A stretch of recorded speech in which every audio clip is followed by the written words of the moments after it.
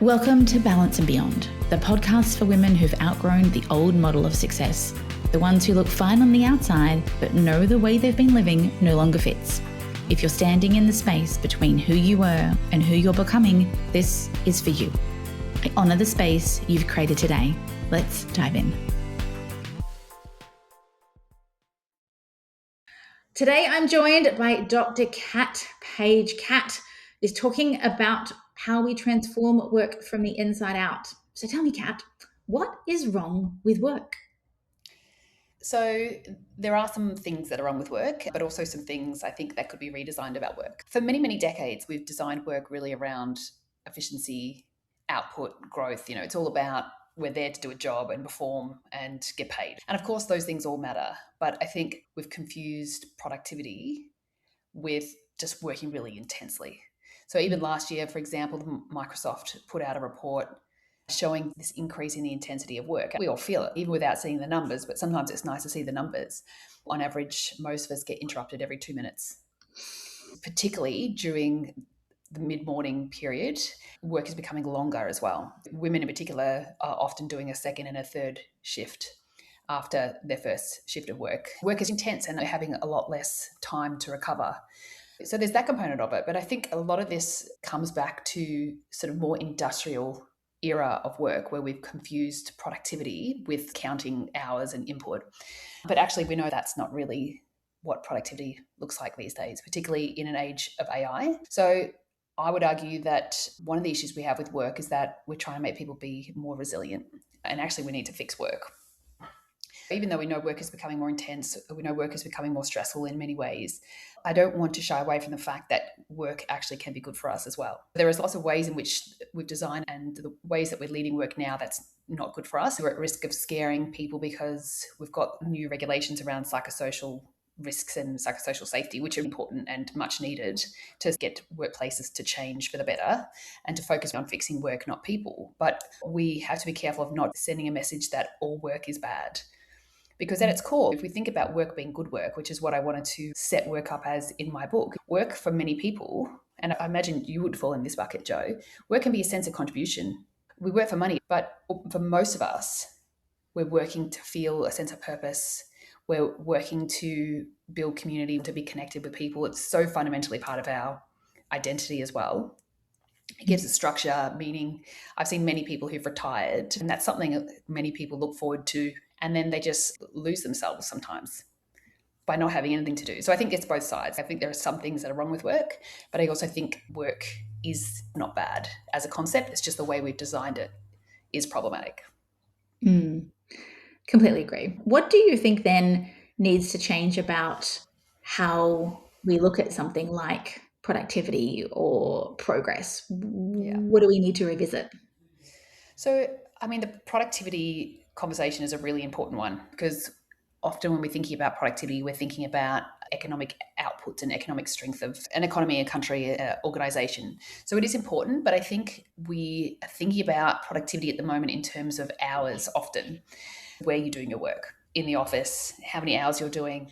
Productivity historically was quite easy to measure in that it's about counting units, sales, hours worked, how many transactions, but increasingly, particularly now with AI, it's more about value than it is about how many hours you do. Many of the things that are most valuable give the illusion of not being productive. Say you have a really useful conversation with someone that helps them to make progress in their thinking or to stop work. Like, when do we ever reward people for stopping work? We reward people for adding more and more and laying more and more things on, but that's not actually productivity. In the short term, that creates what Cal Newport in his book, Slow Productivity, called pseudo-productivity. It's not actually making progress.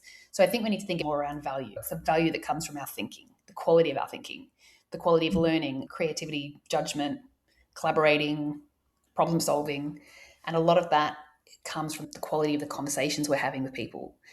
A lot of the leaders that I work with now, because I work with really quite senior leaders, they sometimes don't feel productive because they're in a lot of meetings all day. So they spend like 90% of their time in meetings, but really what they're doing is they're spending 90% of their time in conversation with people.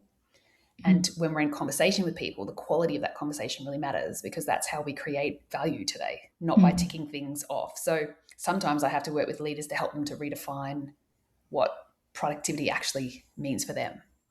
And maybe at the end of the day, what achievement means to them. And maybe at the end of the day, it's feeling proud of ourselves because we had a conversation that really had a really important impact for someone, or we made connections between things that people hadn't connected, or we refined the problem statement for something. We spent time aligning stakeholders around something. It doesn't give you that same dopamine hit, but actually it's what we need in workplaces. Absolutely, especially now when AI is going to start doing the work faster than anybody. But do you find in your work with women, most women in my world are lured by what I call being a get shit done person. And if you're trying to redefine productivity as being there to hear someone out, there's no dopamine hit from that. And if you're a get shit done person, that's going to challenge you because you think you take on more so that you can get more shit done, which just reinforces the loop. What do you see around that? Well, I think we've trained our brains to find that rewarding. You know, when we actually do tick things off our list, we literally do get a dopamine hit when we get shit done, so to speak. So I think in some ways it's about rewiring our brain, because our brains get really good at what we practice. So if we practice that kind of way of working, we get addicted to it. And because we don't have time or space as women often to think, well, this doesn't make sense. Like, who has time to just sit around and be reevaluating sometimes the way that they work? We just don't have time, or we feel like we don't actually have time. Yes, I can see that, but I think that's where we need to slow down to think about our own standards for performance and actually hear ourselves think, which is something I lost along the way, especially when I was in a large corporate environment. Because in large corporate environments, there needs to be, because that's how you get people to adopt certain flocking rules so that they're aligning to a particular ethos or way of working. Sometimes when you work in these large corporates, the voice that you hear in your head about what you should do is actually not your voice. It's like the collective sort of voice. And often they're assumptions that we've built about what it means to be successful or how we get stuff done in this place. It's not actually your own thoughts. So you're not listening to your own internal wisdom. And that actually takes time to relearn that, I've found. It's very seductive though, isn't it? The collective, this is how we are successful around here, whether it's buy the new handbag or get the Botox or get this thing done. That group think, the collective flocking is very alluring and very hard to resist. Yeah, because it's how we survived as a species, was by being part of a community. And a lot of people falsely assume that we are driven by our own desires primarily, like especially in really individualistic type of countries like the Western world. But we are far more influenced by what people around us are doing. If people are noticing that they're caught up in something, in that collective definition of success or achievement, what's your experience of finding the time or headspace to reevaluate that amongst running children to activities and getting shit done off your list?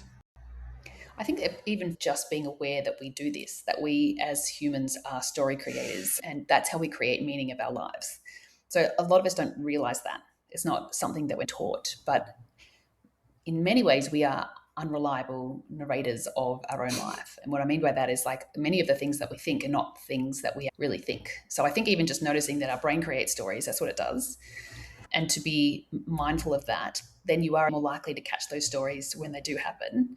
But when you're actually still in that environment, I think it's really hard to separate and diffuse yourself from that. So for a lot of women, I think there's a forced disruption that happens that forces them to think, whether it be an illness or a death or a separation or a redundancy, as was my experience, because you want to just keep proving that you can do it. A lot of women, I find, they just want to prove that they can do it. And so they commit to things for longer than they should have, or than they actually really wanted to, just to be able to show themselves or show others that they can. And then when you're forced to stop, sometimes that's when you, in the space that's created by not having so much to do, is sometimes really uncomfortable. But if you sit in that discomfort, you start to hear more about your own innate desires, yearnings, purpose. Do you feel like there's a lot of women out there starting to see perhaps that forced reckoning with AI, with restructures, with hiring freezes coming down the pipeline? Are you seeing there's an appetite, or are these conversations being had amongst women at the moment? Because I'm seeing them happen in my world, and they weren't happening 5 years ago. 5 years ago, the conversation was all about, how do I be more productive? I'm burning out. How do I get over this? Whereas now there's almost this question around, do I actually even want to be here anymore? Do I even want to be in corporate? Is this my path?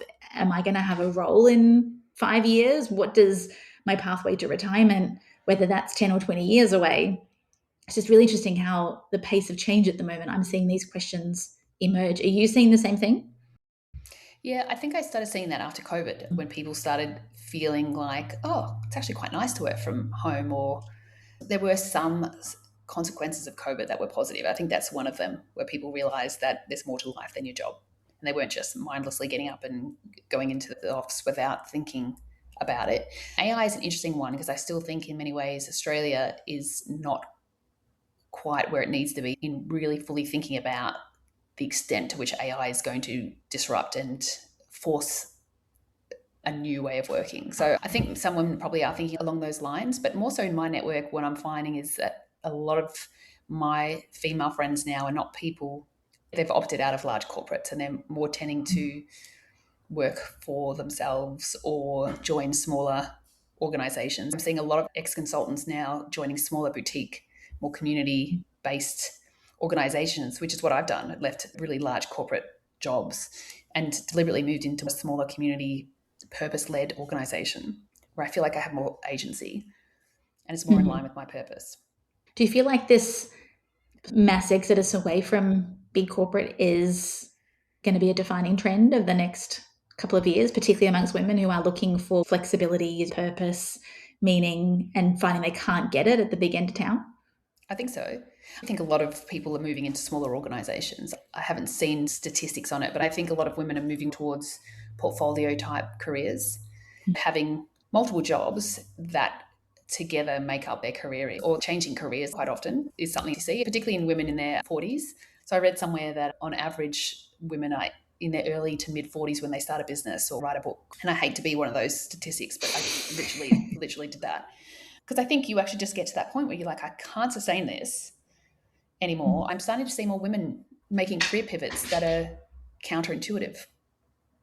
Like there's new pathways that you're seeing open up, and you go, oh, so you can actually make that work financially and be home to spend time with your kids. Like that sounds too good to be true. I want some of that. How did you do that? Lots of groups like Future Women, Business Chicks, Even Careers, all platforms that have now popped up supporting women to make good career choices and supporting each other through that. So women supporting each other to find their journeys. So I think that is one of the shifts. Do you think that's because a lot of women have decided that work is fundamentally broken and we've got to find a way to make it work for us, because we've tried for many years for flexibility to hold boundaries, and sometimes the environment doesn't support it? So we've gone, all right, I'm out. I'm going to follow my purpose. I'm going to work out what it is that I want. I'm going to get that flexibility, whether it's portfolio. Are you seeing that? I think it's maybe not just that work is broken, but the whole equation maybe is broken. Because I think at the end of the day, work isn't your whole life. I think increasingly when you're seeing more dual income families, there isn't really anyone to pick up the slack. Like we actually are missing a wife in the equation, someone who helps to move things along and pick up all of the stuff that happens to make life work for us. There isn't really anyone to do that anymore. And because women are still holding the cognitive load, even though in many households now the woman is the higher earner, something has to give. So I think often it still is women, but not at the expense of their own income. I think women are finding ways to match their income, more creative or flexible. What shifts do you see women have to make? You talk about transforming work. When we talk about transforming ourselves and finding a new way of working, what shifts do you see women have to make within themselves to find that courage to change careers or take on a different path or walk down the portfolio career route? I think we as a gender do tend to see our value in making other people's lives work for them. I think a lot of our identity is around that. But I think it's about coming back to what I was saying earlier, being able to what your own desires are and really hear that, because the desires and the view of what women should want is quite a loud voice. It takes up quite a lot of what we hear when we think about what we want to do with our lives. We're often picking that up more in terms of social factors. So slowing down enough to hear what your own thinking is really important, and seeing yourself not as an individual but as part of a collective. So this is actually not just for women, but more broadly speaking, I think one of the shifts we are going to see is more away from this hero approach to leadership, where it's about individuals their way to the top and being the ultimate decision maker. I think increasingly it's going to be about what can we actually achieve as a collective. And women are actually quite good at creating communities.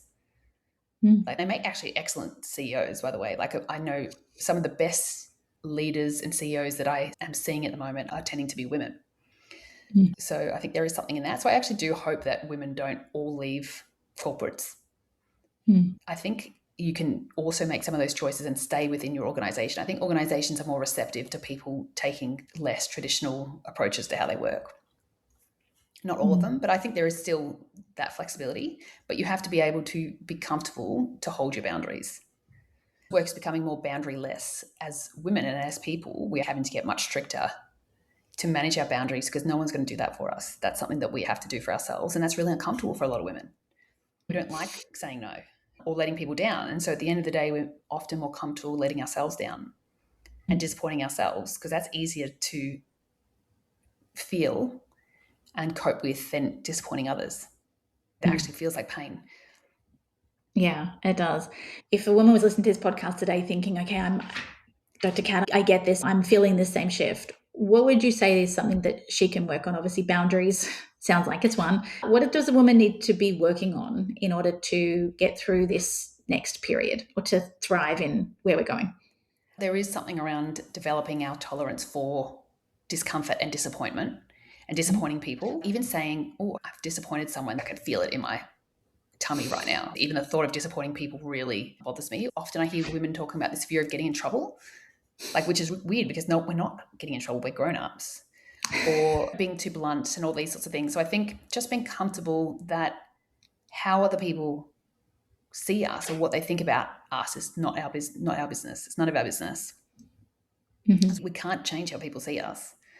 I think we need to be thinking about, how do I want a role model to my kids? Like, that's something I think about if I'm uncomfortable saying no for myself. But if I think about, what do I want to see my daughter see me doing? It makes it easier. So boundaries, getting comfortable with disappointment, getting comfortable saying no, getting better at trying to dial down the outside voices and amplify your internal voice, whether that be through journaling or just sitting quietly, making some space, and not immediately, if you feel that voice telling you to do something, not immediately discounting it, because that voice often comes up straight away. I hear what I deeply desire and then, oh, but I can't do that because X, Y, Z. So trying to decouple those things and just sit with, what do I really desire? Even if it means less money, too much time, not enough time, whatever it might be, before you discount it, sit in it. Sit in it and feel it, because there might be other ways to address some of those things. Our assumptions aren't necessarily true. Surround yourself by people, maybe women, who believe what you believe or have the kind of life that you aspire to, because we are social people. And so if we know that, let's use it to our advantage and use it in ways that help us to make progress towards our goals. One of the things that I have had success with is thinking about, when I say no to additional work or no to someone else, what am I actually saying yes to? And focusing more on that, because the saying no part has never got easier for me. I never feel more comfortable with that. So I do one of two things. I think about, okay, what am I saying yes to? So whether it be my kids, myself, my mental health, my hobbies, and also I at times will delay the no. So it's really hard saying no in the moment, because a lot of us want to help people and we get quite excited by the work, but we're not necessarily very good at estimating how much capacity we have. I think we overestimate our capacity because we're quite positive. We've got often this positive bias. So if you delay the no, like, oh, that sounds really, really interesting. I've just got a few things that I'm working on now. Can I get back to you tomorrow? Sometimes then, with the benefit of that time, you're like, oh, I definitely can't do that. I don't actually have capacity for that. But it's hard to say it in the moment. Especially I find a lot of women love opportunities And so saying no to something, we're often saying yes to things because we want to do them. But I love the way you use the word capacity. We can't often do them all and look after ourselves and look after our health and decisions, right? And priorities. Yeah. In your values and not putting yourself at the back of the queue. Anyone who's listened to this podcast knows we talk about boundaries. We talk about listening to that voice, actually looking at who you are and what you want from here. You've written an awesome book. If anyone wants to find out more about your philosophies on work, where can they do that? I would love for people to check out good work either on Audible, because I love an audiobook in particular. So on Audible, I narrate it as well, or you can buy it online. And the reason why I would love for people to read this book is because I've written this book for men and women, but I was particularly thinking about women as I wrote this book. And it takes people on a journey from me to we to us. So it starts with some really practical tools around what we can do for ourselves first. And we spend time in that before we start thinking about how we can support teams and support organizations. And I think a lot of women who've been reading this book have really appreciated the practical setup for things they can do for themselves. And then my website is drkatpage.com, or you can also come to buymini.com.au, which is the firm that I work with, who's doing a lot of the execution work around leadership and fundamentally helped to shape the final product of this book in thinking about leadership as being something that's really human, that's more collective, and also being about how do we create better futures. At the end of the day, this book for me is about creating movement, like a good work movement. And if we don't know what work could look like, then women will continue to have to do things like manage their boundaries and be more courageous and speaking up. But what if we didn't have to? What if organizations were actually just built in a way that didn't just extract more hours from us, but actually tapped into our value, which is often not about sitting in a desk and creating PowerPoint packs. From one pitch bitch to another, I see you, and very wise words. Thank you, Kat, for joining me today. Go check out Kat's book, full of practical advice and grounded in a corporate background too. So thanks for joining me, Kat. Thank you, Jo. Thanks for joining me today. If this episode resonated, share it with a woman who needs to hear it. And if you want to be part of the ripple effect, leaving a review helps it reach the women it's meant for. I'll see you next time.